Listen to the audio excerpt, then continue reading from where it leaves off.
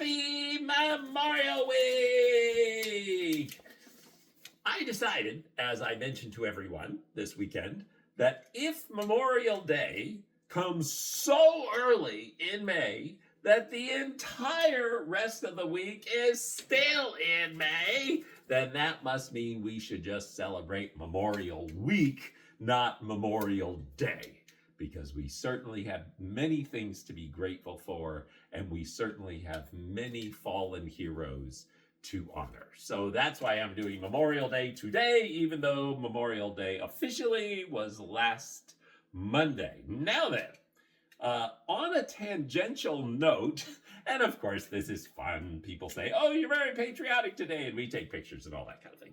But on a tangential note, I had another story that I told all weekend that is sort of related to this. At least it's kind of patriotic. So I learned something on Friday just before I went to the Cracker Barrel and just before I went to Walmart.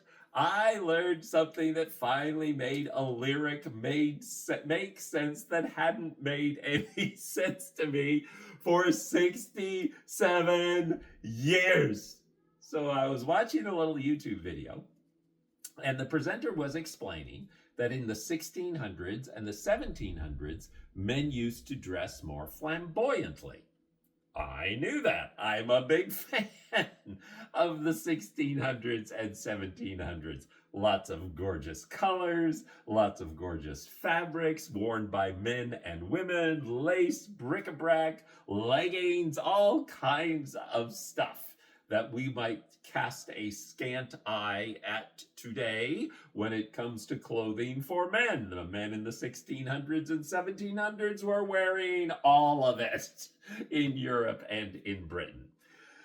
Then the French Revolution comes along and all the aristocrats, in fact, what the Jacobins in France, I think that's what their name was, if you dressed like that, that was the end of it. There was a psychologist who described what came next. I believe he called it the Great Renunciation by men.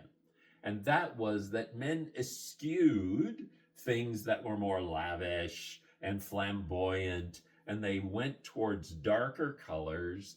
They still had beautiful fabrics, but it was all kind of muted. Everything got toned down in men's fashion. And as this psychologist noted, men seemed to abandon their efforts to be beautiful and instead merely wanted to be seen as useful. Now then, as societies might happen, there were a bunch of young aristocrat men during that time that thought, forget that.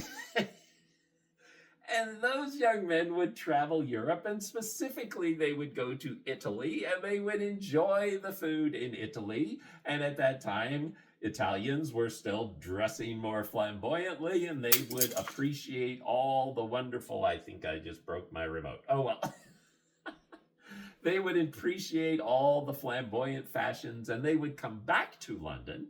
And in London, they actually started macaroni clubs. So they would enjoy Italian food and Italian fashion. This came to be known enough that the term macaroni became a term of derision, that these young men who were dressing flamboyantly and going around the city became to be known as macaroni. They called them macaroni.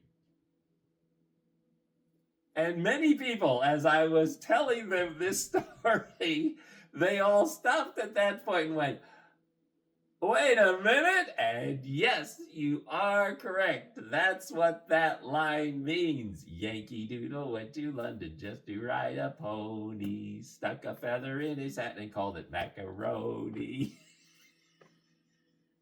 That's what that means.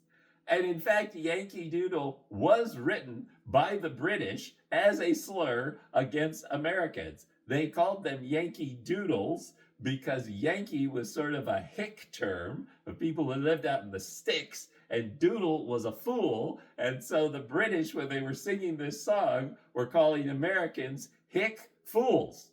And they were such hick fools that they didn't realize that if you put a feather in your cap, that didn't make it macaroni. So that, for the British, that was a silly thing for the Americans to do.